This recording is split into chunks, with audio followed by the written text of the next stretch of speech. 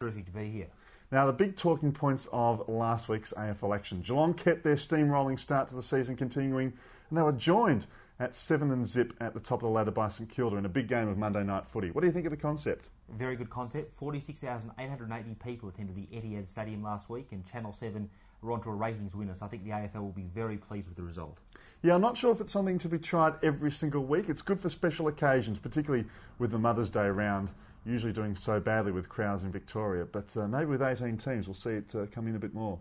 18 teams, the AFL will look to schedule on either Thursday or Monday, and given the success of last night, especially given the fact that Collingwood were less than competitive to say the least, it looks like Monday night could be a bit of a winner for the AFL at this stage. Yeah, certainly a made-for-television event, isn't it? And we'll see with West Sydney and the Gold Coast coming in, those big ratings venues in Australia's second and third biggest markets will play a part. Absolutely. Now, rising fast, who or which player or team really impressed you this week? Which one's going to take the next step? Well, the person that impressed me this week was Matthew Knights. He was under siege a few weeks ago. Essendon were under siege in general. There was some conjecture as to his relationship with his senior players. But this weekend he just proved to the football community and Essendon have in general that they are a force to be reckoned with at this stage, given where they are in terms of development. And Matthew Knights is my rising fast nominee for this week. They really play for him at Essendon, Matthew Knights. He's obviously got the trust of his senior players. Scott Lucas was happy to go back to Bendigo and perform really well on the weekend. They get over their rivals in the tough games, and it's a really exciting brand of footy they play. Hard running. Whether it's sustainable or not, we'll see as the season progresses with the soft tissue injuries and the like. It was a bit of a bane for them last year. I'm going to go with Ben McEvoy. St Kilda a few years ago, of course, really struggled with their ruckman when they were looking to win a flag. But in Ben McEvoy, they've got a kid who was recruited at the end of 2007.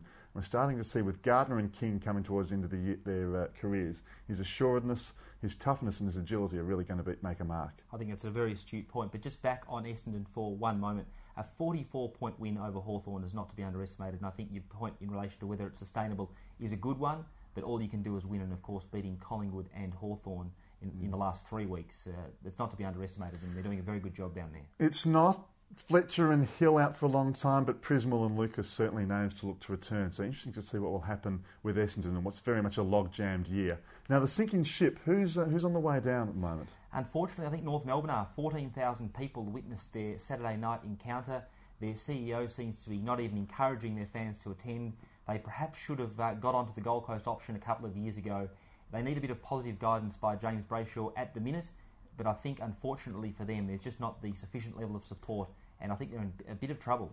I think they're copping a lot in the media at the moment. I liked the way James Brayshaw stood up for the club though on Thursday night on the Footy Show. Really showed some backbone and said we're not going to go through those issues with the change kit again.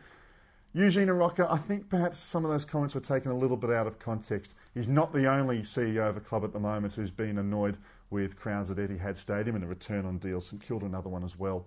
But you're right, North Melbourne, their style of footy at the moment, it's not easy to watch, even with Daniel Wells back on the field. Yeah, it's a little bit negative in some respects, and it's important that they return and get the shin bonus spirit back and try and get back into the winning ways to bring their fans back into the game. I'm going to go with Anthony Rocker for the sinking ship this week. Unfortunately, he just looks like he's playing for time at the moment, and I think we're seeing the end of the big number 23 for Collingwood. Very sadly, that might be the case, but there's a couple of others coming through to take his spot. John Anthony suspended last night, obviously, but he'll come back next week very strongly for the Pies.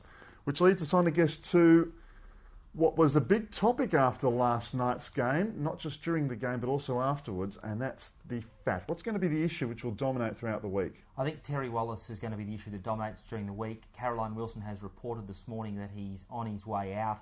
I think that Richmond have handled it quite well, but I think that unfortunately it's just now a matter of time. And for Terry Wallace, who has had an esteemed career as a coach, I think that we're seeing the last couple of weeks of that period just expire at the minute.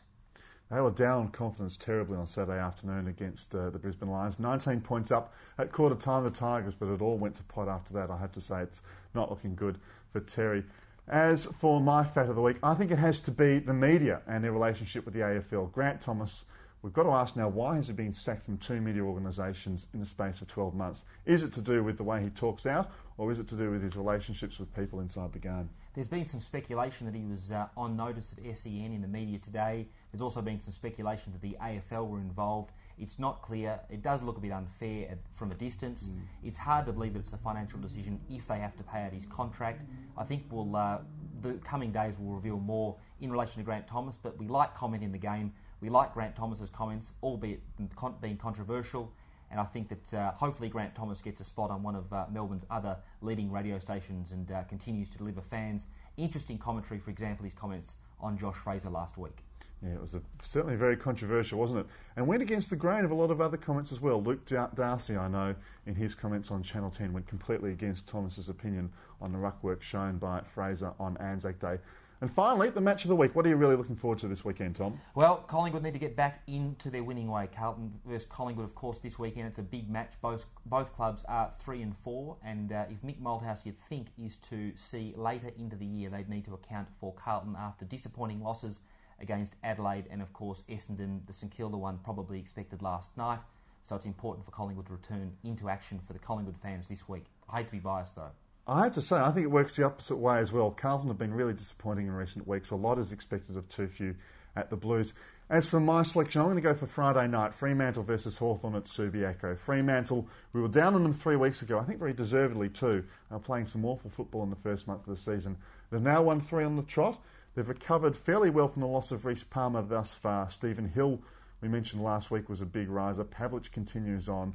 Fremantle, with Hazelby in midfield as well, playing well for a second week in a row, there'll be a real chance at home against a Hawthorn side that's struggling. Hawthorn certainly are struggling. They need to get back on their winning ways. There's some conjecture that perhaps they're lacking a little bit of motivation after their huge grand final win last year, and I think it'll be important for Hawthorn to get back into their winning form this weekend and just reassert their authority on the competition. They've still got quite a good list.